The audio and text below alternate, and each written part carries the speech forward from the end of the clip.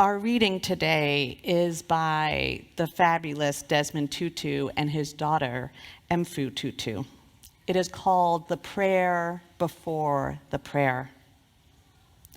I want to be willing to forgive.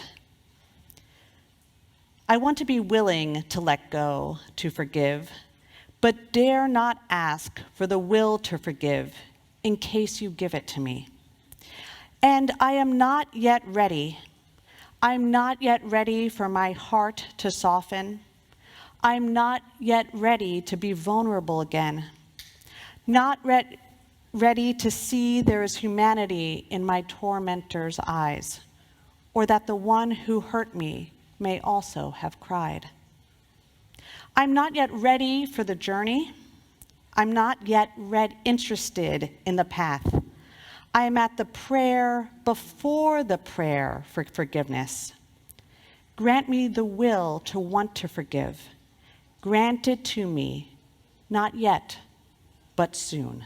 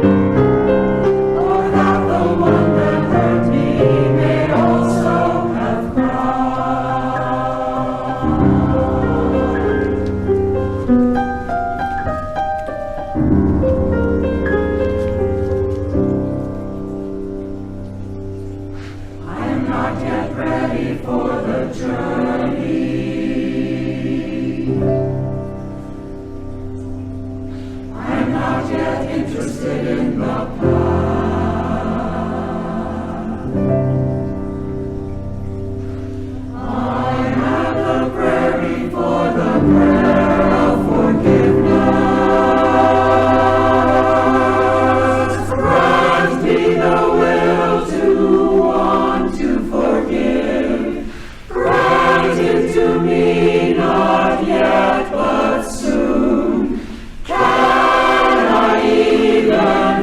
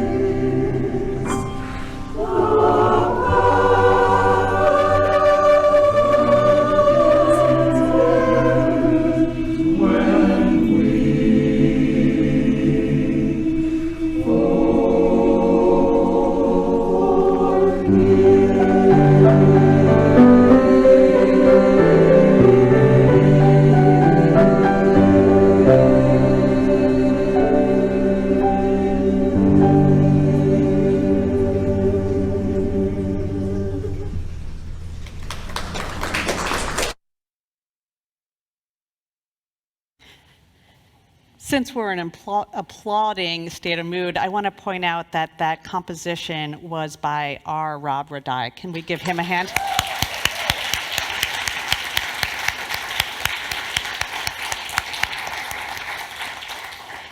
That was truly so beautiful, Rob. Thank you to you and the choir for putting that very powerful reading to such beautiful musical purpose. In 1943, in Germany, there was a man in a hospital. He was a Nazi soldier, and he asked his nurses to go and bring a Jew, just bring a Jew, any Jew that's left, to my bedside. There were some enslaved and forced laborers who had been brought to the hospital from a work camp, and they were there to take out the medical waste.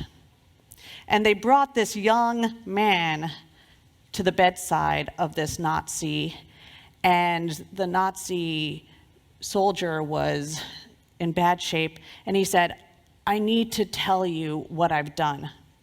And the young man tried to walk away. And the soldier grabbed him and pulled him back. He goes, "I need to tell you about the horrible things that I've done." And the young man tried to walk away again. And the man pulled him to him and he said, "I need to confess what I've done." And for the next several hours, the man told him how he had joined the Nazi Youth Party and then had become an SS. And there was a particular atrocity, a particular moment of genocide that had occurred a year earlier. This man in the hospital bed had, with some others in his SS unit, sought to burn down this building with 300 Jews in it. As those in the building tried to jump out of windows and leave to save their lives, those in the SS unit shot them down. This man in the hospital bed said, "This has been tormenting me for the past year. I want your forgiveness." And the young Jewish man looked at him and then walked out of the room, not having said a word. The nurses told that young Jewish man that the patient died the next day. And the young Jew thought for the next several years was wrestling with the question, should I have forgiven this man? After the war, the young Jew went to the house to visit the mother of the man he had seen in the hospital. And the mother knew and confirmed that he had been a Nazi soldier in the SS, but clearly did not know the details of what her son had did. And she asked this young Jew, "How did you know my son?" And the young Jew lied and told the mother not one thing of the atrocities her son had confessed to him. Now, this young Jewish man is Simon Weisenthal, who wrote a book, Sunflower, in which this story is told. And it's a story about how he continued in his life to wrestle with the question of whether or not to forgive, even as he made it his life purpose to identify and prosecute those who had collaborated with the Nazis. Weisenthal invited religious leaders, philosophers, ethicists to debate this question, whether or not he should have forgiven. Let me poll the room. Who thinks on that day Simon should have forgiven the man? Who thinks he should not have? Who's unsure? This very nearly mirrors the essays in the book, just so you know. Though interestingly, more of the Christian leaders than anyone else advocated for some form of forgiveness. It's interesting how our faith affects and shapes our relationship with forgiveness. But this question about whether or not to forgive is one of those eternal human questions that there are no neat answers to. But I want us to consider it, whether we should forgive. And I think the first step in that is understanding, what do we really mean when we say forgive? Do we mean that everything was all right? That the hurt or harm or atrocities that happened didn't really matter? That we've forgotten them or exist as if we were in denial about them? That's not what Desmond Tutu says. Desmond Tutu says it's not about forgetting, and it's not in any way condoning or believing that those atrocities are in any way, should be treated in any way besides condemnation. But what he says is, when someone does you or your people that kind of harm, you gain a right, a kind of a justice right, a right of retribution, a right of vengeance. And what Desmond Tutu says is, when you forgive, you are releasing that right of vengeance. You're releasing the need to continue the pattern of harm. It's not condoning. It's seeking not to continue the pattern of harm. What does it mean to forgive? It means, and this is so tender, it means giving up the hope that you can change the past. It means giving up the hope that you can change the past. I don't know about you, but when I am wrestling with the question of whether or not to forgive, the first things I think about are, well, why didn't this person think of that? This person could have done that thing. Did they consult this? It's all the things that basically in my mind are saying, if only XXX, the past would have been changed. So when we forgive, we recognize no power in our hands or in another's hands or any power that we know can change the past, can have prevented that past from occurring now. And, right? Don't we need an and? Viktor Frankl, who also survived the Holocaust, he said he noticed something, that those who managed to survive the work camps and in hiding and the persecution, that they were able to hold on to some sustaining value. They found a meaning in the experience. And that meaning was things like human life is sacred. Respect for one another should never be violated or broken. And that kind of ethic helps propel forward an ability to let go of trying to change the past and investing in a future that can be different than the past had been. And we actually see this in Simon Weisenthal's story. He went and he identified with his organization over 1,100 people who were sort of the hidden people who had been Nazi collaborators. And he often talked to them one-on-one, just as he had that man in the hospital. And one of the essayists said, maybe those were also moments of potential forgiveness, of coming face to face, not changing the past, but setting a future of justice.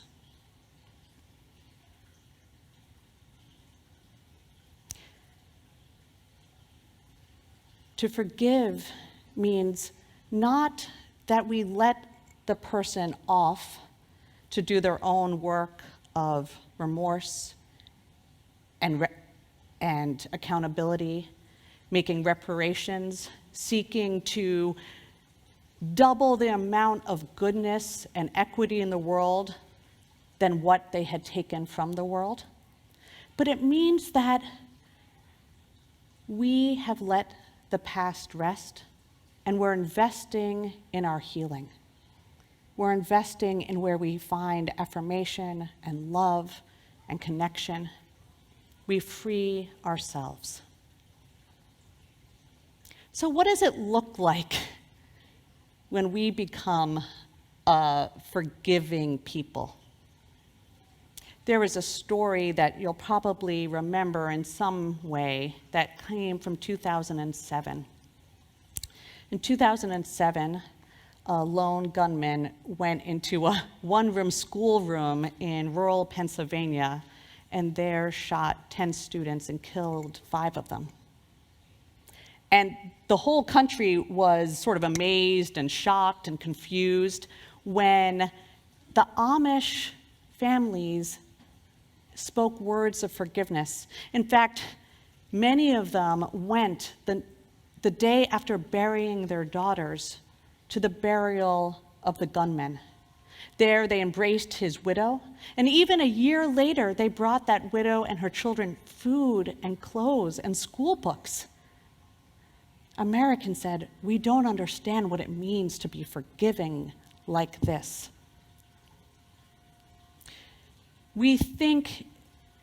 Many Americans thought, oh, they're just so good and forgiving in their heart. This wasn't hard for them. Oh, it was so hard. It was so, so hard. They would have nightmares. They would cry. They tore down that schoolhouse and built another. And on the anniversary day, it's closed every year. It's not easy. But they recognized that if they could do some practices of forgiveness, then they would be able to live again as a people and focus on their own healing. So what are the things that they do? What are the things that you do? What are the practice steps to get from here to there, from pain and harm to healing and future?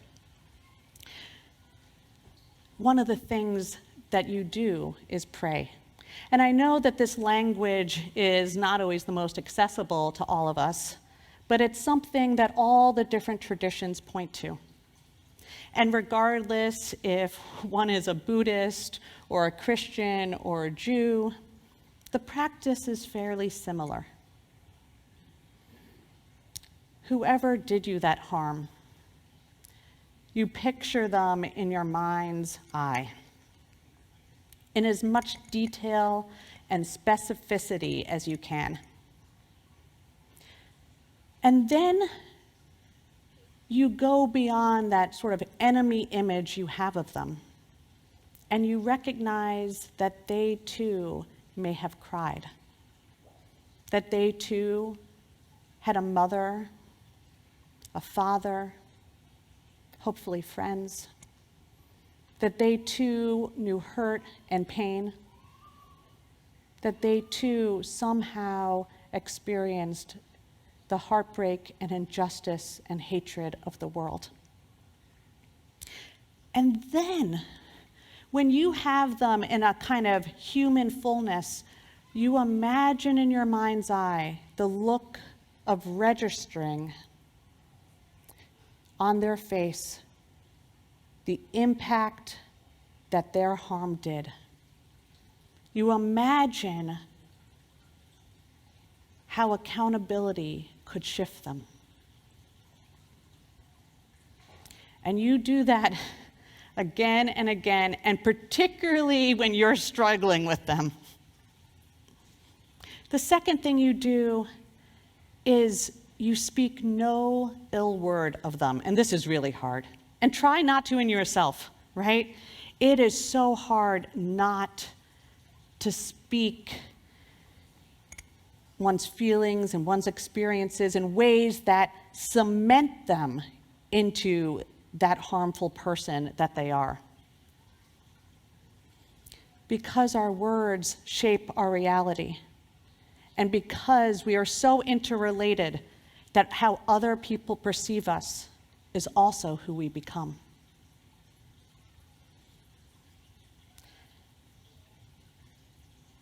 When we do those things, we begin to release them. Now, you may think that this means, these steps of imagining them in humanity, means that one has to become in a relationship. And that sometimes is what happens when forgiveness is granted and when forgiveness is sought. But it doesn't have to be. Because just because you forgive doesn't mean you have to let go of your desire for wellness or safety. You can make choices that are right in your life. I want us to go back to the Desmond Tutu reading. Can you pull that up on the slide, Melanie?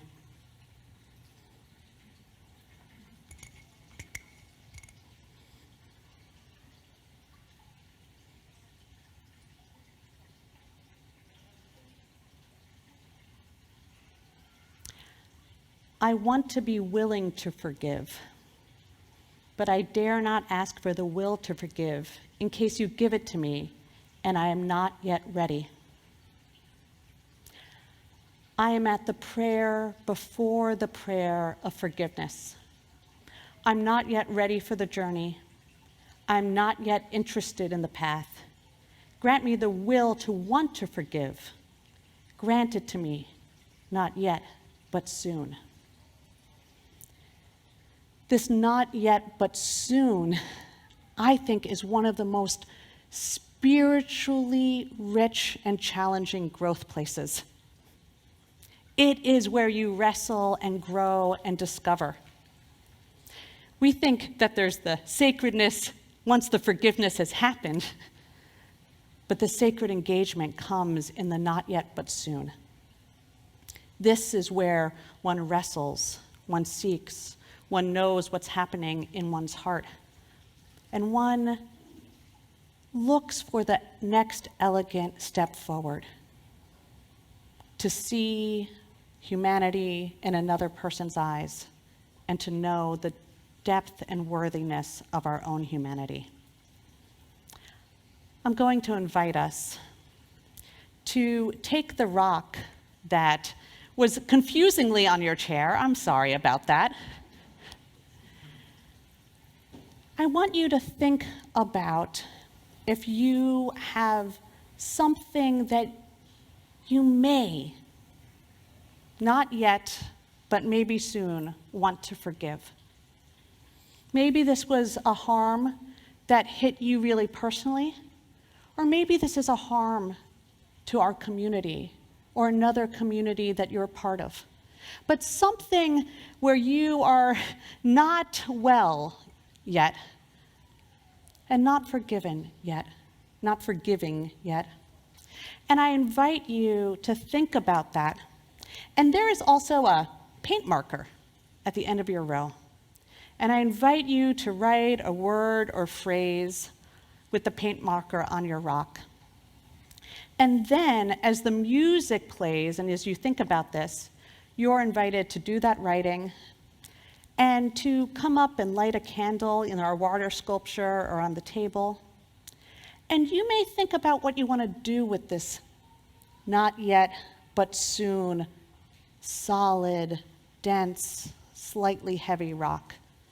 You might choose to take it with you to use in a prayer or as a reminder. You might choose to leave it by your candle or in our water fountain or here by our chalice. You might put it in a garden so the rains can fall on it. let us go into this time of contemplation of our not yet but soon desire to forgive.